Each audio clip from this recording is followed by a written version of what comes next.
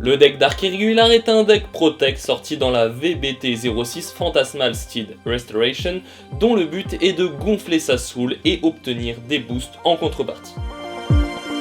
Il s'agit d'un deck possédant une pression offensive importante grâce à NLK et Hardleg. Son multi-ride lui apporte suffisamment de PG pour survivre sans dégâts la majorité des tours à partir du second ride G4, le rendant sur le plan défensif très intéressant. Ses multiples searchers rendent le deck plutôt consistant. Malheureusement, des cartes comme Brufas et Hardleg vont forcer le deck à être build en x4 ou x1, et au final, son seul combo gagnant restera le combo NLK Hardleg, ce qui rend le deck vraiment très peu versatile et plutôt prévisible.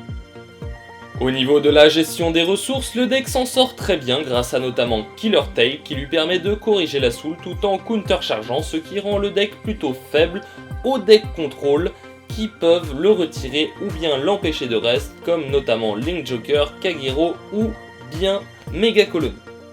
On a aussi Number of Terror, Brufas et Alluring Succubus qui créent un draw power très conséquent, permettant de piocher la plupart des cartes nécessaires à toutes les parties, tout en étant très safe sur les phases d'attaque adverses.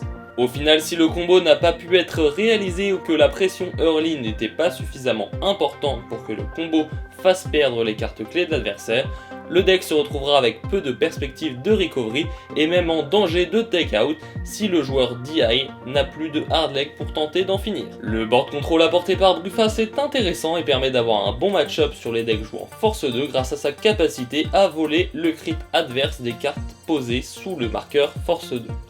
Le deck ne possède pas vraiment de power colonne, mais le Vanguard attaquera la plupart du temps à plus de 30k, ce qui est bien suffisant pour mettre la pression.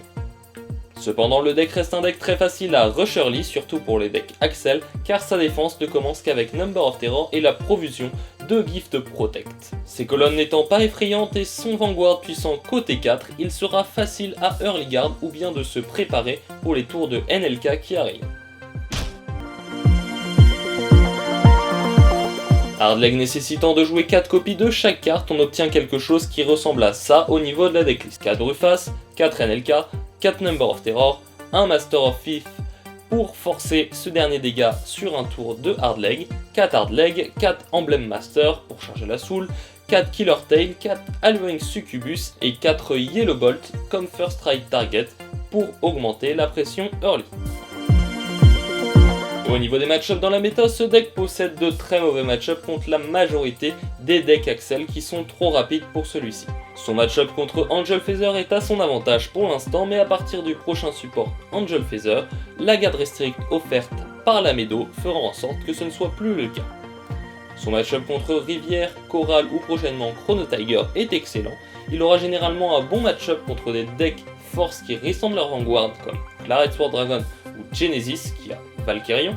Il faut faire attention cependant contre ce genre de deck qui a un rush early quand même très important. Cependant, il ne fera généralement rien contre la version Mordred à cause du nombre d'attaques trop important par tour si celui-ci a en plus joué aggro depuis l'early. C'est donc un deck Protect qui peut être utile pour le Springfest mais qui possède trop de match-up négatifs dans la méta pour être plus que le tier 3 dans une méta individuelle.